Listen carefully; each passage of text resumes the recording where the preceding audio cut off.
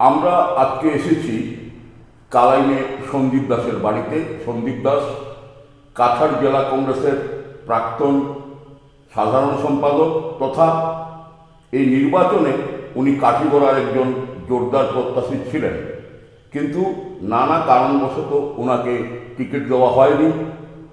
উনি দল পদ ছেড়েছেন এবং ছেড়ে কাঠিগড়া নির্দল প্রার্থী হিসাবে নির্বাচনে যাওয়ার জন্য উনি আজ নমিনেশন পেপার দাখিল করেছেন। আমরা এসেছি সন্দীপ দাসের বাড়িতে। সন্দীপবাবু, বলুন কি ব্যাপার? 21 বছর ধরে 21 থেকে 22 বছর ধরে কংগ্রেসের সঙ্গে একদম মনপ্রাণ দিয়ে কাজ করে আজকে এই ফল দিল, ব্যাপারটা কি? প্রথমে আমি ধন্যবাদ জানাই এনকেটিভির শ্রোতাদের এবং আমার কাঠিগড়ার সমষ্টির ভোটার এবং জনগণদেরকে। ব্যাপারটা হচ্ছে, দেখুন, আপনি 21 বছর বলেছেন, আমি 21 বছর নয়, আমি 30 বছর থেকে কংগ্রেস করছিলাম। আজকে আমি নির্দল প্রার্থী হয়ে কাঠিগড়ায় প্রতিদ্বন্দ্বিতা করছি এবং এই কারণেই প্রতিদ্বন্দ্বিতা করছি যে কাঠিগড়ার কংগ্রেস যারা করেন বা বিজেপি বিরোধী যারা আছেন তাদের আজকে ভোট দেওয়ার মতো কোনো জায়গা নেই। কারণ যে দুজন প্রার্থী আছেন দুজনই বিজেপি প্রার্থী। ওরা সেই কংগ্রেসের একজন কংগ্রেসের সিম্বলটা কিনে নিয়েছেন আর অন্যজন যিনি আছেন তিনিও নব্য বিজেপির লোক। তাই কংগ্রেসের প্রার্থী কোথায়? কাঠিগড়ায় কংগ্রেস প্রার্থী নেই।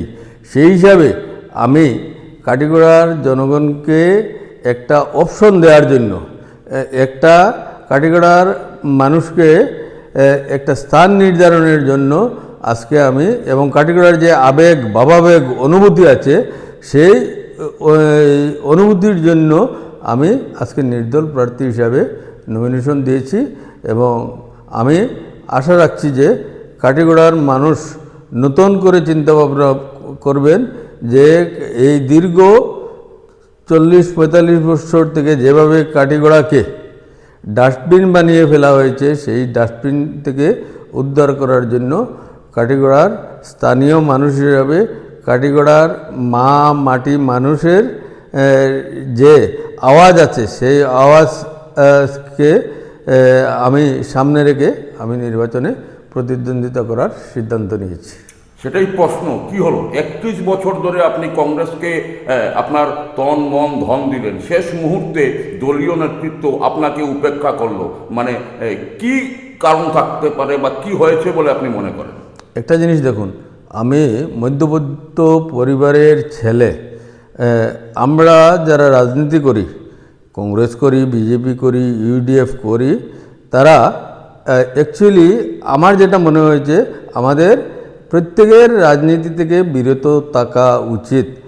না হলে এইসব রাজনৈতিক দল আমাদের মধ্যবিত্ত সমাজকে ওনাদের চাকরিজীবী হিসাবে মনে করে বা চাকর হিসাবে বিবেচনা করে আমাদের মানুষের যে আবেগ ভাবাবেগ বা আমাদের যে মতামত আছে সেই মতামতটা ওরা কেন জানি প্রতিফলিত করতে চায় না। এটা কংগ্রেস বিজেপি সব দলেই একই অবস্থা।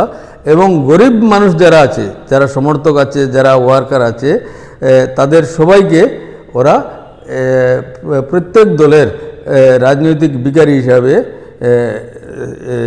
বিবেচনা করে। আর তা না হলে আমাকে কেন টিকিট দেবে না? আমাকে টিকিট না দেওয়ার প্রথম কারণ হচ্ছে আমি মধ্যবিত্ত পরিবারের ছেলে।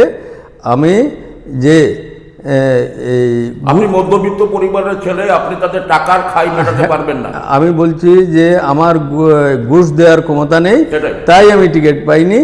আমার টিকিট কেনার ক্ষমতা নাই, তাই আমাকে দল টিকিট দেয়নি। না হলে আমাকে কেন টিকিট দিল না? আমাকে কেন টিকিট দিল না? আমার কি অপরাধ? আমি দলের হয়ে তন মন ধন সব দিয়েছি। আমার সীমাবদ্ধ ক্ষমতার মধ্যে আমি দলকে অনেক দিয়েছি।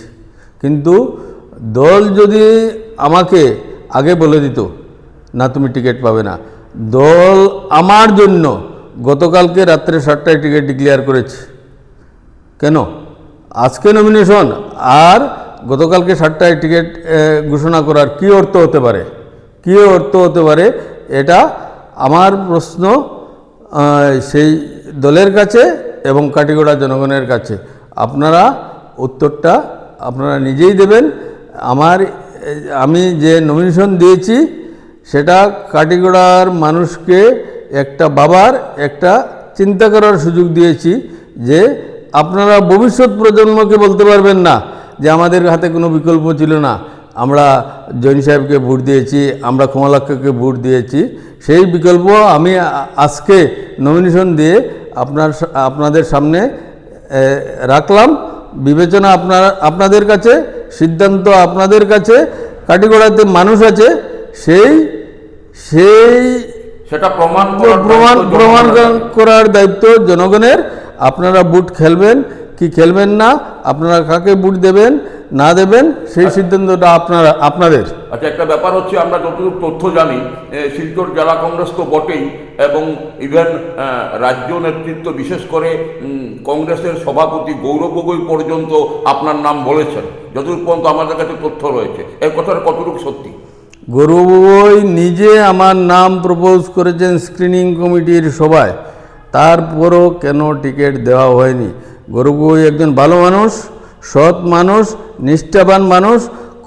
দীর্ঘদিন থেকে যেটা কংগ্রেসের মধ্যে যেটা চলছে, সেই দালালরাজ সেটাকে সম্পূর্ণ নিঃশেষ করতে পারেননি গৌরব গগৈজি। যদি কাটিগড়ার মতো এভাবে হয় অন্যান্য কনস্টিটিউয়েন্সিতে, তাহলে গৌরব গগৈ মহাশয় যে স্বপ্ন দেখছেন, আবার কংগ্রেস দল ঘুরে আসবে, আবার উনি কংগ্রেস দলের মুখ্যমন্ত্রী হবেন, সেটা অলিক স্বপ্ন হয়ে থেকে যাবে। সেটা অলিক স্বপ্ন হয়ে থেকে যাবে। ঠিক আছে, আরেকটা ব্যাপার, আমরা সময় বেশি নেব না। আরেকটা ব্যাপার হচ্ছে, আপনি নির্দল হয়ে দাঁড়িয়েছেন কাঠিগড়ায়। এখন প্রশ্ন হচ্ছে, আপনি যখন নির্দল হয়ে দাঁড়িয়েছেন, আপনি কি জেতার জন্য দাঁড়িয়েছেন, না ওই দুজনকে পাস দেওয়ার জন্য দাঁড়িয়েছেন? এটা সাধারণ কয়েকজন জনগণের মনে প্রশ্ন রয়েছে। না, সেই উত্তরটা জনগণই দেবেন, আমি জনগণের কাছে রেখেছি। আমি টিকিট পাওয়ার আগের দিন পর্যন্ত আমি জিতার অবস্থাতে ছিলাম, আর শুধু টিকিটটা পেলেই আমি জিতে যেতাম, এই বিশ্বাস আমার ছিল, এবং কাটিগড়ার জনগণের এই বিশ্বাস ছিল। এখন আমার হাতে কংগ্রেস সিম্বল নেই, ওদের কাটিগড়ার মানুষের ডিসিশন ছিল এইবার আমরা কংগ্রেসকে ভোট দেব, আমরা সন্দীপ দাসকে ভোট দেব। কিন্তু সেই কংগ্রেস সিম্বলটা আজ বিক্রয় হয়ে গেছে, কিন্তু সন্দীপ দাস মাঠে আছে, ময়দানে আছে। সন্দীপ দাস নমিনেশন দিয়েছে আপনাদেরকে। হয়তো বা আমার কাছে সিম্বল নেই, কিন্তু আপনাদের কাছে সিম্বল নেই, কিন্তু আপনাদের কাছে কাটিগড়ার সন্দীপ দাস আছে। তাই আগামী দিনে উত্তরের অপেক্ষায় আজকে আমি সেই নমিনেশনটা দিয়েছি। আমি মাঠে আছি, লড়াইয়ে আছি। আমি কাউকে পাস করার জন্য, কে জিতবে কে হারবে তার জন্য ভোট দেইনি, আমি নমিনেশন সাবমিট করিনি। আমি নমিনেশন সাবমিট করছি কাটিগড়ার যে আবেগ, ভাবাবেগ, কাটিগড়ার প্রতি যে দীর্ঘদিন থেকে যে অবিচার চলছে, সেই অন্যায় চলছে, সেই অন্যায়ের বিরুদ্ধে প্রতিবাদ করার জন্য আপনাদের সামনে একটা অপশন খোলা রাখলাম। সিদ্ধান্ত আপনাদের, সিদ্ধান্ত কাটিগড়া ভোটারদের। একটা প্রশ্ন হচ্ছে, আপনি যখনই ডিসিশন নিলেন গতকালকে গুয়াহাটি থেকে এসে যে আপনি নির্দল হয়ে দাঁড়াবেন, তারপরে দলের পক্ষ থেকে আপনার সঙ্গে, দলের উপর মহল থেকে আপনার সঙ্গে কেউ যোগাযোগ করেছে কি? না, এখনো পর্যন্ত কেউ করেনি। আজকে নমিনেশন দিয়ে আসার পর আমার ডিস্ট্রিক্ট, গতকালকে পর্যন্ত যে দলে আমি ছিলাম সেই দলের ডিস্ট্রিক্ট প্রেসিডেন্ট সজল আচার্যজি মহাশয় আমাকে ফোন করেছেন। উনি আমাকে বললেন, আপনি কি নমিনেশন দিয়েছেন? আমি বললাম হ্যাঁ। ওটা বাদ দিয়ে দেন, আমাদের সঙ্গে থাকুন। আমি বললাম কেন, কী জন্য? আপনাদের দালালি শেষ হয়নি নাকি? আপনাদের যে দালালি, যেটা সম্পূর্ণ জেলা কংগ্রেসকে একটা দালাল রাজে পরিণত করছেন আপনারা দীর্ঘদিন থেকে অমুক তমুককে ক্যান্ডিডেট বানিয়ে আপনি ঘুরছেন। কেন তখন মনে হয়নি আপনার? কেন আজকে কেন আমাকে বিরত থাকতে বলছেন? এই কথাগুলো আপনি সদরাচার্যকে বলেছেন? হ্যাঁ, আমি বলেছি সদস্যকে, তারপর উনি ফোন কেটে দিয়েছেন। আচ্ছা, ধন্যবাদ আপনাকে। তো আমরা শুনলাম কাঠিগড়ায় নির্দল প্রার্থী সন্দীপ দাস। নির্দল প্রার্থী এই মুহূর্তে বলতে হচ্ছে কারণ উনি নির্দল প্রার্থী হিসেবে নমিনেশন দিয়েছেন, কিন্তু উনি গত দুদিন আগে, গত পরশু দিন রাত পর্যন্ত উনি কাঠিগড়ায় কংগ্রেসের 1 নম্বর দাবিদার ছিলেন। আজ নেই, উনি কংগ্রেস ত্যাগ করেছেন। তবে এখন পর্যন্ত ওনার যা বক্তব্য শুনলাম, তিনি অ্যাডামেন্ট, তিনি খেলছেন কারোর জেতার জন্য নয়, নিজের জন্য এবং কাঠিগড়াবাসীর স্বাভিমান বাঁচানোর জন্য। এনকেটিভি বাংলার জন্য কাঠিগড়া থেকে প্রদীপ্ত পুরকায়স্থ।